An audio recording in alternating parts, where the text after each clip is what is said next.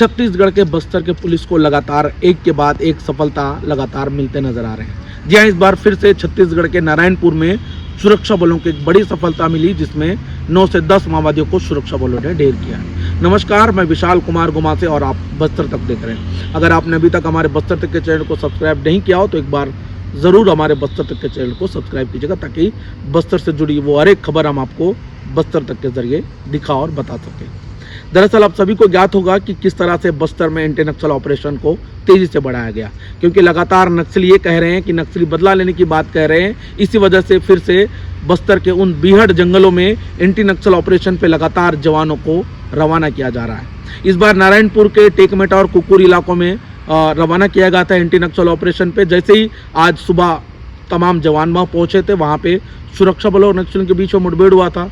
हालांकि जानकारी मिल रही है कि इस मुठभेड़ में 9 से 10 माओवादियों को सुरक्षा बलों ने ढेर किया। हालांकि इस मुठभेड़ में सुरक्षा बलों को किसी तरह से नुकसान नहीं हुआ, लेकिन इस मुठभेड़ में जानकारी मिल रही है कि 9 से 10 माओवादियों को ढेर किया है, जिसमें 2 से 3 महिला माओवादी थे, वहीं कुछ पुरुष माओवादी थे।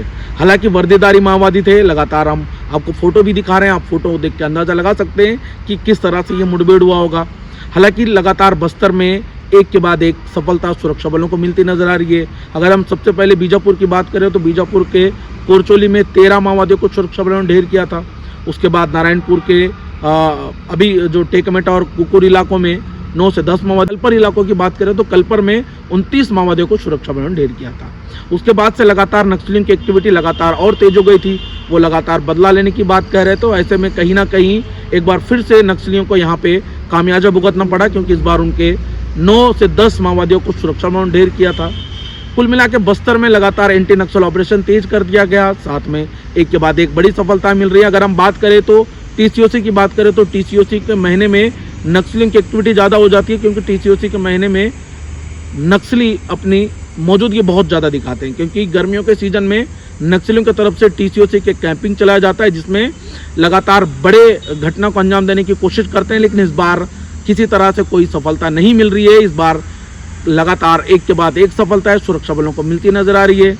अगर हम बात करें बीजापुर, सुकमा, नारायणपुर जैसे इलाकों में लगातार जवानों को उन इलाकों में भेजा जा रहा है जहाँ पे सबसे ज़्यादा नक्सलियों की एक्टिविटी है। और इस बार फिर से नारायणपुर के टेकमेटा और कुकुर इलाकों में 9 माओवादियों को मारा गया।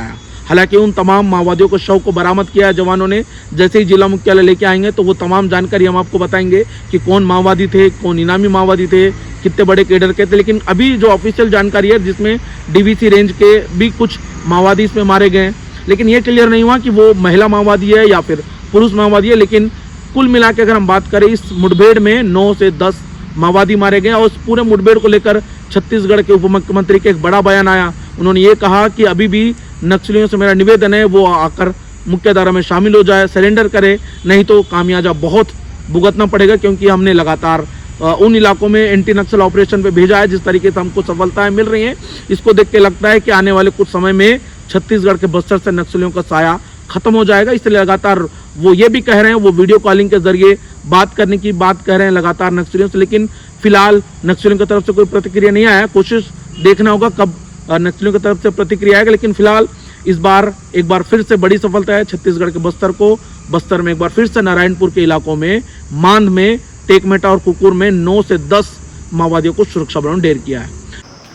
29 अप्रैल यानी कि कल रात से सर्चिंग ऑपरेशन शुरू किया गया था, जो जाकर आज सुबह 6 बजे, जहां पर नारायणपुर और कांकेर का सीमा मिलता है अबूझमाड़ क्षेत्र में, वहां पर नक्सलियों से मुठभेड़ हुई और उसमें 3 महिला और 6 पुरुष नक्सली मारे गए हैं। कोई भी जवान हताहत नहीं हुआ है, किसी को खरोच भी नहीं आई। AK-47 राइफल जब्त हुआ है और बहुत सारे और आयुध जब्त हुए हैं। एमिनेशन बहुत जब्त हुआ है। उनका रसद खाने पीने का सामान वह भी जब्त हुआ है। ये सारी चीज़ें जब्त हुई हैं। परंतु अभी 9 नक्सलियों के शव बरामद किए जा चुके हैं। हमारे कोई जवान उनको खरोच भी नहीं आई है। लगभग 45 किलोमीटर, मुख्यालय से 45 किलोमीटर दूर जाकर के ये ऑपरेशन किया गया है। ये बहुत बड़ी सफलता है।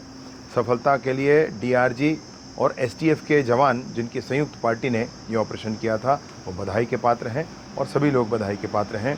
मैं पुनः इस समय भी आग्रह करता हूँ नक्सलियों से उनमें भटक चुके लोगों से कि विष्णुदेव जी की सरकार बातचीत चर्चा के माध्यम से इस मसले का हल चाहती है।